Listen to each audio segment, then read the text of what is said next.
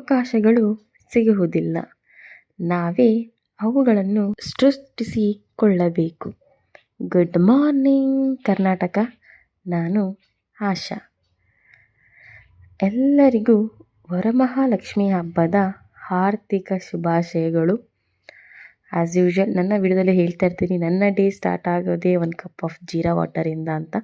But ಇವತ್ತು ಹಬ್ಬ ಆಗಿರೋದ್ರಿಂದ ಏನು ತಿಂದೆ ಏನು ಕುಡಿದೇನೆ ಪೂಜೆ ಮಾಡೋ ಪದ್ಧತಿ ನನ್ನದು.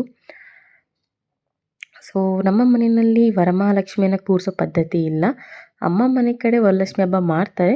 ನಮ್ಮ ಗಂಡನ ಮನೆಯಲ್ಲಿ ನಾವು ದೀಪಾವಳಿ ಹಬ್ಬದ ದಿನ ನಾವು ಧನಲಕ್ಷ್ಮಿಯನ್ನು ಕೂರಿಸ್ತೀವಿ. ಸೊ ಅದಕ್ಕೆ ಸಿಂಪಲ್ಲಾಗಿ ನಾನು ಹಬ್ಬದ ದಿನ ಪೂಜೆಯನ್ನು ಮಾಡಿಕೊಂಡೆ. ನೀಟಾಗಿ ಮನೆಯೆಲ್ಲ ಕ್ಲೀನ್ ಮಾಡಿ ಹೊಸ್ಲಿಗೆಲ್ಲ ನೀಟಾಗಿ ಕುಂಕುಮ ಅರಿಶಿನ ಎಲ್ಲ ಹಚ್ಚಿ ರಂಗೋಲಿಯನ್ನು ಬಿಟ್ಟು ಹೊಸ್ಲು ಮುಂದೆ ಕೂಡ ರಂಗೋಲಿಯನ್ನು ಬಿಟ್ಟು ಸಿಂಪಲಾಗಿ ಪೂಜೆ ಮುಗಿಸ್ದೆ. 5:30ಗೆ ಭೂಗೋಳಿ ಮುಹೂರ್ತದಲ್ಲೇ ಮಾಡಬೇಕು ಅಂತ ಅಂದ್ಕೊಂಡೆ ಪೂಜೆನ. ಆಗಿಲ್ಲ, 6 ಗಂಟೆ ಮೇಲೇ ಪೂಜೆ ಮಾಡೋಂಗಾಯಿತು. ನೀಟಾಗಿ ಹೊಸ್ನೆಲ್ಲ ತೊಳೆದು ಅದ್ರ ಮೇಲೆ ರಂಗೋಲಿಯನ್ನು ಹಾಕಿ ಸಿಂಪಲಾಗಿ ಪೂಜೆ ಮುಗಿಸ್ದೆ. ನಮ್ಮಮ್ಮ ಯಾವಾಗೂ ಹೇಳ್ತಾ ಇರ್ತಾರೆ, ಹೊಸ್ಲು ತೊಳಿಬೇಕಾದ್ರೆ ತುಂಬ ಜನ ಏನೇನೋ ಡಿಸೈನ್ಗಳನ್ನು ಬಿಡಿಸ್ತಾರೆ ಹೊಸ್ಲು ಮೇಲೆ. ಬಟ್ ನಮ್ಮಮ್ಮ ಯಾವಾಗ್ಲೂ ಒಂದು ಪಾಸಿಟಿವ್ ವೈಬ್ಸು ಮನೆಗೆ ಬರಬೇಕು ಅಂತಂದರೆ ಸ್ವಸ್ತಿಕ್ ಏನಿದೆ ಅದನ್ನು ಹೊಸ್ಲು ಮೇಲೆ ಬಿಡಿಸ್ಬೇಕು. ಅದೇ ರೀತಿ 24 ಗೆರೆಗಳನ್ನು ಬರಿಬೇಕು ಅಂತ ಹೇಳ್ತಾರೆ.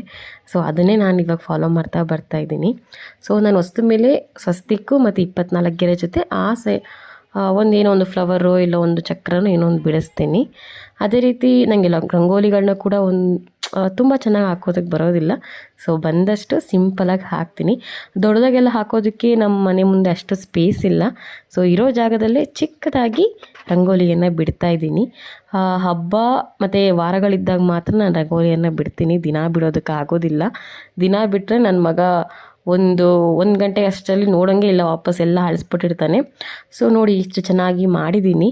ಅದೇ ರೀತಿ ದೇವರಿಗೆಲ್ಲ ಹೂವು ಇಟ್ಟು ಸ್ವಲ್ಪ ಹಣ್ಣಿತ್ತು, ಹಣ್ಣೆಲ್ಲ ಇಟ್ಟು ಸೊ ಪೂಜೆಯನ್ನು ಮುಗಿಸ್ಕೊಂಡೆ.